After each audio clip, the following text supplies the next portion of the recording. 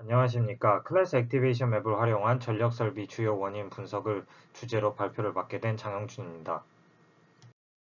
본 발표의 구성은 다음과 같습니다. 첫 번째 인트로덕션, 두 번째 데이터 앤 프리프로세싱, 세 번째 익스페리먼털 디자인, 네 번째 익스페리먼털 리설트, 다섯 번째 컨클루션으로 발표를 진행하겠습니다.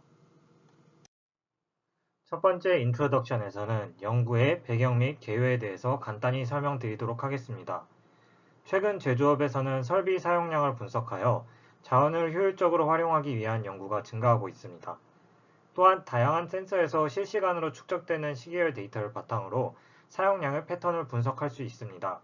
본 연구에서는 머신러닝, 딥러닝 방법론을 통해 분류 정확도를 확인 및 데이터의 주요 원인 분석을 수행하였습니다.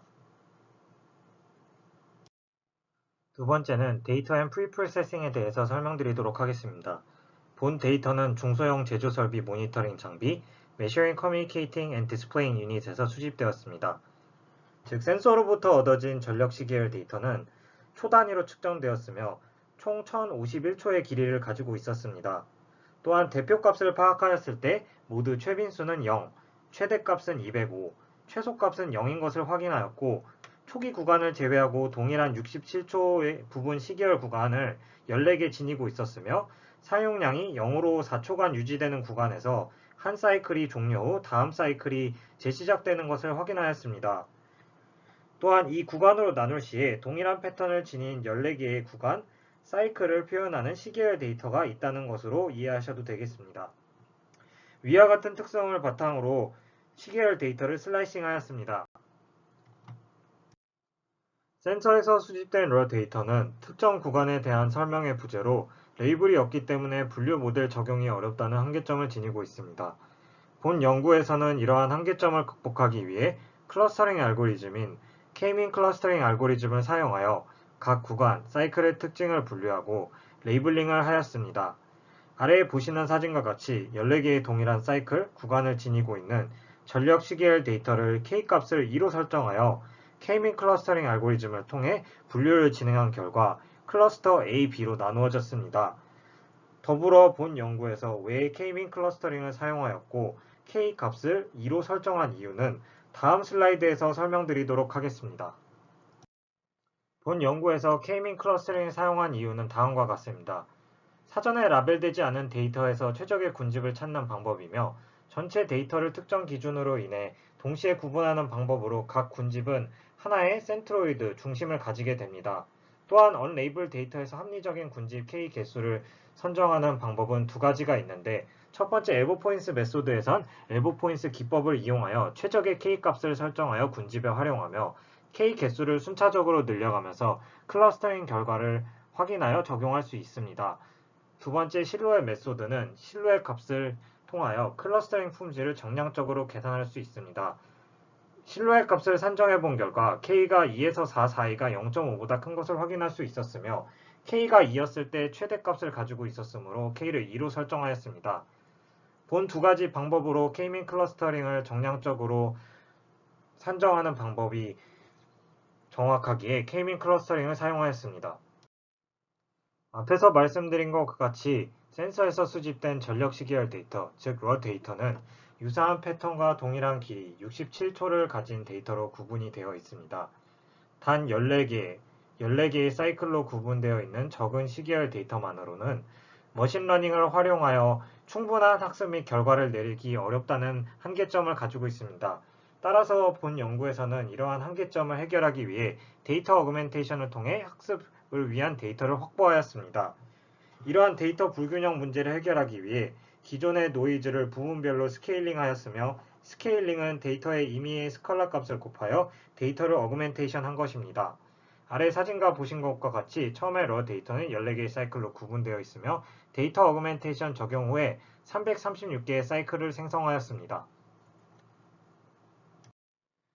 클러스터에 따른 레이블링 결과는 아래의 사진과 같습니다. 아래의 사진은 데이터 어그멘테이션을 진행한 후 군집 AB를 바탕으로 0, 1로 레이블링을 적용하였으며 레이블링을 통해 클래시피케이션의 결과값을 확인할 수 있습니다. 또한 피처마다 값의 범위가 다르기에 민맥스 스케일러를 적용하였습니다. 최소값과 최대값이 각각 0과 1이 되도록 조정하였습니다.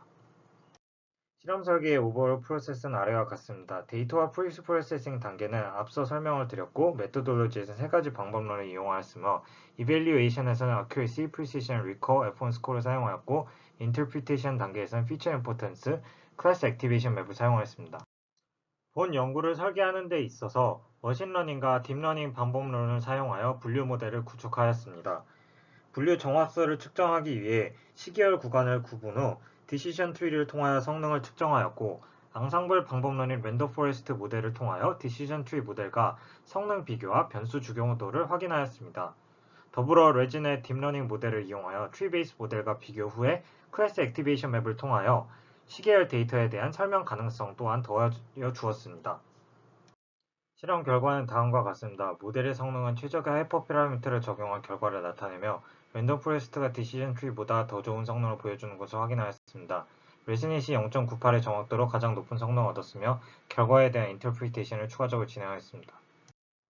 랜덤 포레스트 모델을 통하여 변수 중요도를 확인한 결과 48번째 주기 신호 피처가 가장 높은 변수로 확인이 되었습니다.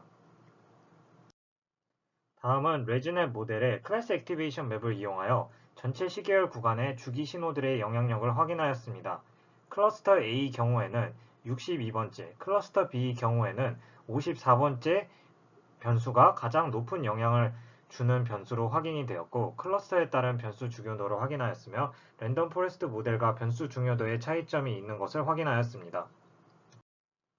다섯 번째, 컨클루전입니다. 본 연구에서는 전력 설비 데이터를 K-mean 클러스터링 방법을 이용하여 설비 패턴을 군집화하고 분석하였으며, 원 데이터로는 군집과 분류 모델 성능을 측정하는 데 한계가 있어 데이터 어그멘테이션을 적용하여 한계점을 극복하였습니다.